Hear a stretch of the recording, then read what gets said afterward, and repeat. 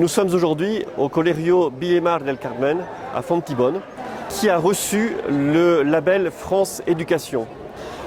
4 lycées en Colombie ont reçu ce label, dont 2 lycées publics, comme celui-ci.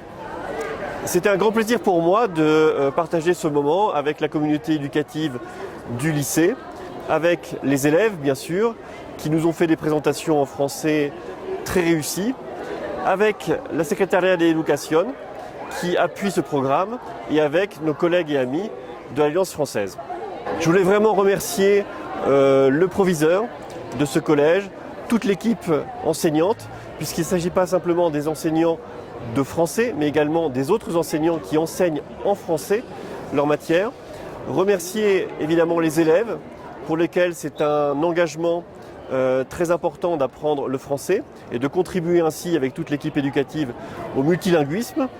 Et pour ces élèves, je leur ai dit que l'apprentissage du français était une vraie opportunité pour découvrir une autre culture, pour pouvoir faire ses études en France et puis pour pouvoir aussi trouver un travail ici en Colombie. La France est le premier employeur étranger en Colombie, avec plus de 250 entreprises françaises qui ont créé 150 000 emplois directs. Donc apprendre le français, c'est avoir l'opportunité de faire tout cela, mais aussi de travailler en Colombie. Le thème de la francophonie cette année, du mois de la francophonie, est celui de la paix. Et dans un pays comme la Colombie, ce thème a une résonance particulière et nous avons pu voir aujourd'hui des présentations, des explications d'élèves qui viennent d'autres régions du pays, qui ont été déplacés. Et à travers la francophonie, à travers l'enseignement du français, c'est aussi un moyen d'évoquer cette question, et la France, avec d'autres ambassades de pays francophones, a traduit une partie du rapport de la Commission de la vérité, justement pour que ce rapport, qui est un outil fondamental du processus de paix en Colombie, puisse servir dans le cadre de règlement d'autres conflits. Je m'appelle Maïli Brignes, je suis prof de français, ça fait 4 ans, 5 ans plus ou moins. Je suis prof aussi de la DNL du théâtre, donc on donne les théâtres aux élèves en français ici aussi. Bon, la particularité, c'est qu'on travaille ici par projet. Donc ça veut dire que tous les profs appuient les processus en français.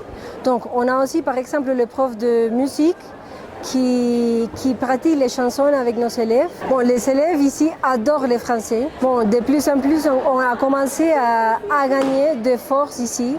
La France est pour nous maintenant un soutien important pour nos élèves, même pour nous les profs aussi.